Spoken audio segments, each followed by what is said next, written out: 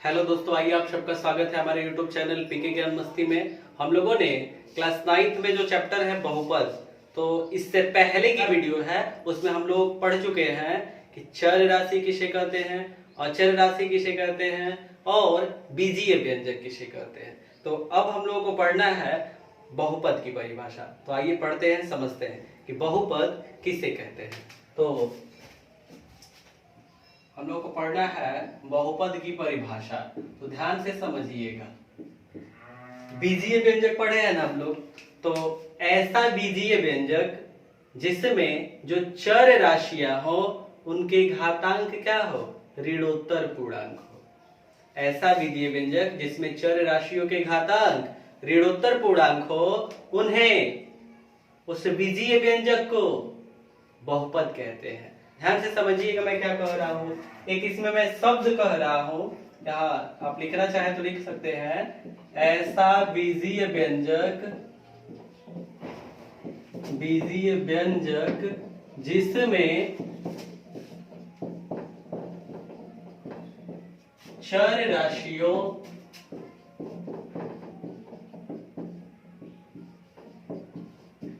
के घातांक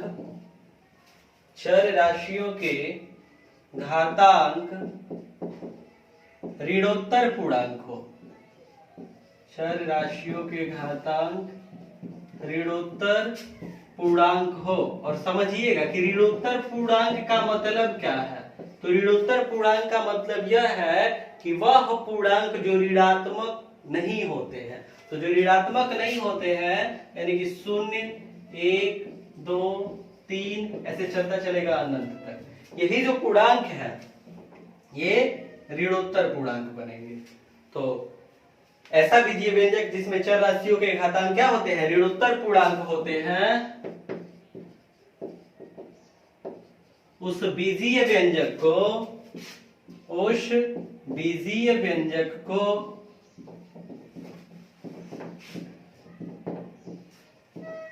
बहुपद कहते हैं।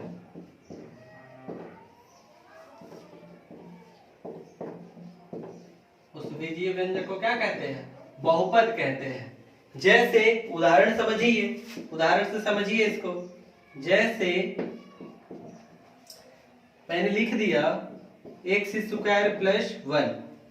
अब देखिए, तो आपसे पूछा जाए कि बताइए कि यह बहुपद है कि नहीं है। तो देखिए, तो सबसे पहले ये देखिए कि ये बीजीय व्यंजक है और इसमें चर राशियां, हम लोग क्या लिखे हैं, चर राशियां। देखिए तो चर राशियां क्या है, इसमें एक ही चर राशि x है और x का जो घातांक है क्या है, देखिए तो 2 है ना, और x का घातांक 2 है। तो 2 ऋणोत्तर पूर्णांक है कि नहीं है। तो देखिए, तो इसमें 2 आ रहा है ना, यानी कि 2 जो है क्या है, ऋणोत्तर पूर्णांक है। अर्थात इस बीजीय व्यंजक में जो चर राशि x है इसका घातांक ऋणोत्तर पूर्णांक है, अतः यह एक बहुपद है। इसी तरह से x² - 2x + 3, इसको देखिए तो इसमें जो चर राशि है क्या है, x है इस बीजीय व्यंजक में, और चर राशि की घातांक यहाँ 2 है, और यहाँ जो चर राशि है इसकी घातांक 1 है। यहाँ x की घात 2 है और यहाँ 1 है। देखिए, तो 2 जो है ऋणोत्तर पूर्णांक है, तो इसमें 2 आ रहा है ना, तो ऋणोत्तर पूर्णांक है। 1 जो है x की घात 1, तो यह 1 भी ऋणोत्तर पूर्णांक है। तो ये जो बीजीय व्यंजक है इसमें चर राशि x के जो घातांक है ऋणोत्तर पूर्णांक है। चर राशि x के घातांक से मतलब है यहाँ जो घात है यह भी देखेंगे और यहाँ जो घात है यह भी देखेंगे। जब यह ऋणोत्तर पूर्णांक है तो यह एक बहुपद है। आगे और उदाहरण लेते हैं। जैसे x² - 1/x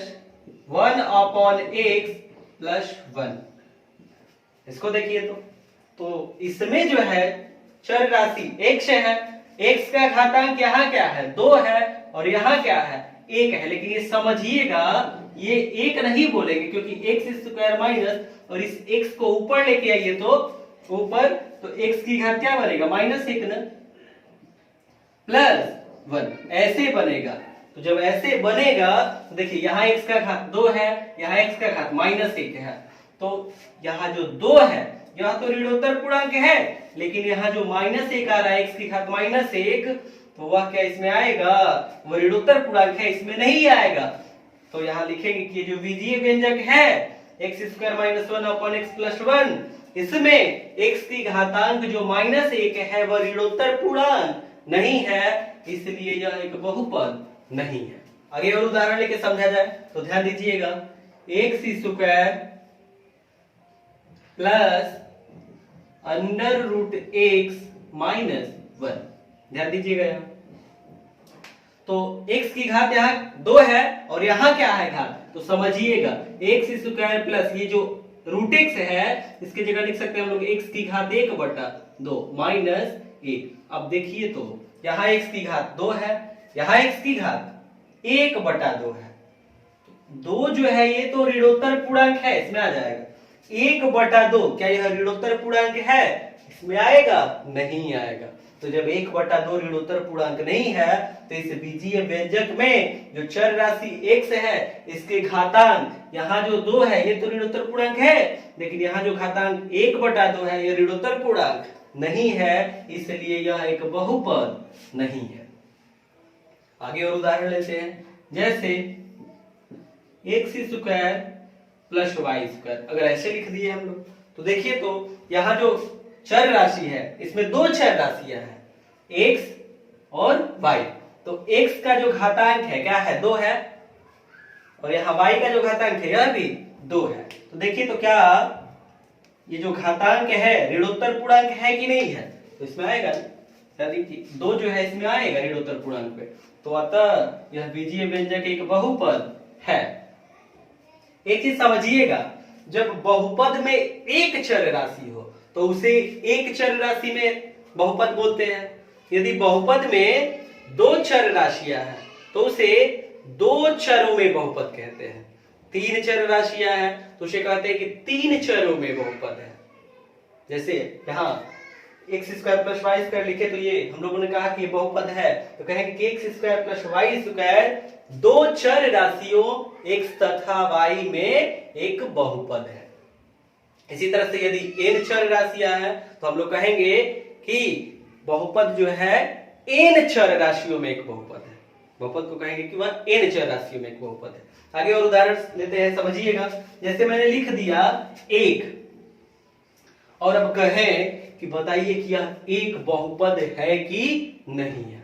तो समझिएगा, 1 को हम लोग ऐसे भी तो लिख सकते हैं 1 गुणे x की घात 0, x की घात 0, या फिर यह भी लिख सकते हैं 1 गुणे y की घात 0, या फिर यह भी लिख सकते हैं 1 गुणे z की घात 0। आप समझ चुके होंगे कि 1 गुणे और यहाँ कोई भी चर राशि लेके उसका घातांक 0 लिख के गुणा करा के लिख सकते हैं, क्योंकि x की घात 0 का मान क्या हो जाएगा? 1 हो जाएगा। इसी तरह से कोई भी चर राशि लेंगे उसका घातांक जब 0 रहेगा तो मान 1 हो जाएगा। और अब देखिए तो 1 को जब हम लोग ऐसे लिख सकते हैं तो इसमें देखिए चर राशि आया क्या? x, और x का घातांक क्या आया? 0, और x का घातांक 0 जो है एक ऋणोत्तर पूर्णांक है कि नहीं है? देखिए इसमें ऋणोत्तर पूर्णांक है, अतः यहाँ जो 1 लिखे हम लोग यह एक बहुपद है। इसी तरह से कोई भी संख्या लिख दी जाए, 2/3, 4 या फिर 1, 7, 9, जो भी संख्या लिख देंगे तो ऐसे ही आप बनाएंगे, वहां से कह लेंगे कि क्या है? बहुपद है। आगे और उदाहरण लीजिए, समझिए। जैसे अगर कह दिया गया रूट में x² और कहा जाए कि यह एक बहुपद है कि नहीं है, तो समझिएगा, बिल्कुल ध्यान से समझिएगा। ये रूट में है ना x², रूट से बाहर क्या मिलेगा? x, रूट से बाहर x मिलेगा ना। तो ये जो बीजीय व्यंजक लिखा गया है इसमें x की घात क्या है? देखिए तो 1 है, यहाँ रूट में था x², बाहर मिला x, तो x की घातांक 1 है, तो क्या देखिए तो 1 इसमें आएगा, ऋणोत्तर पूर्णांक में आएगा। अतः ये जो रूट में x² लिखे यह एक बहुपद है। यह क्या है? एक बहुपद है। तो ये जो उदाहरण मैंने लिया है इसको मैं मिटा दे रहा हूं और उदाहरण से इसको समझा रहा हूं।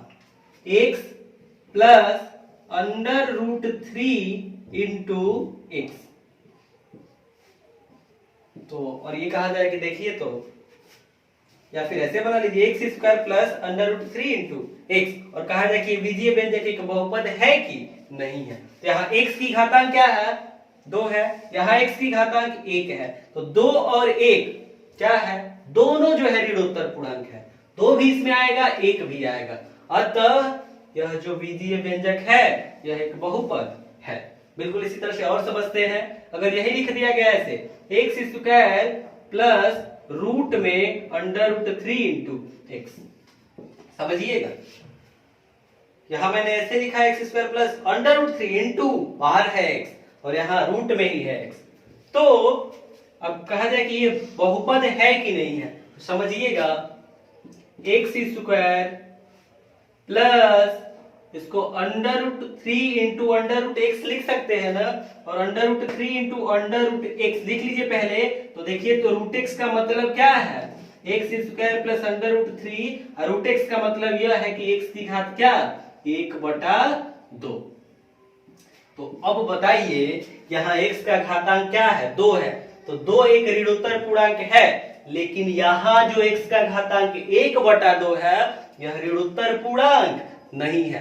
जब ये ऋणोत्तर पूर्णांक नहीं है तो इसलिए एक्स स्क्वायर प्लस रूट में 3x यह एक बहुपद नहीं है।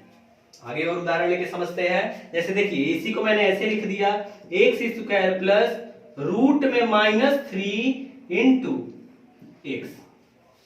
अब जरा देखिए तो यहाँ x जो है इसका घातांक 2 है, यहाँ x का घातांक 1 है, तो 2 1 दोनों ही जो है ऋणोत्तर पूर्णांक है, लेकिन यहाँ जो x का गुणांक है वो क्या है, रूट में -3, और रूट में -3 एक काल्पनिक संख्या है, तो यहाँ चर राशि का जो गुणांक है, चर राशि में जिस संख्या का गुणा है वह काल्पनिक संख्या है, इसलिए यह बहुपद नहीं है। और उदाहरण लेते हैं, जैसे मैंने लिख दिया 0 और कहे कि बताइए कि 0 जो है बहुपद है कि नहीं है। फिर वही कहानी जैसे मैंने 1 के लिए बताया था कि अभी इसमें उदाहरण बताया था कि 1 जो है बहुपद है कि नहीं, बिल्कुल उसी तरह से इसको भी हम लोग लिख सकते हैं 0 इंटू एक्स की घात 0, या फिर x न लिख के y की घात 0 ऐसे लिख सकते हैं, क्योंकि x की घात 0 मान 1 होगा, 0 इंटू 1 फिर शून्य हो जाएगा, तो 0 की जगह ऐसा लिख सकते हैं। तो इसमें देखिए x का घातांक जो आया क्या आया है, 0 आया है, और यह 0 जो है एक ऋणोत्तर पूर्णांक है, इसमें आ रहा है ना, इसलिए यह एक बहुपद है।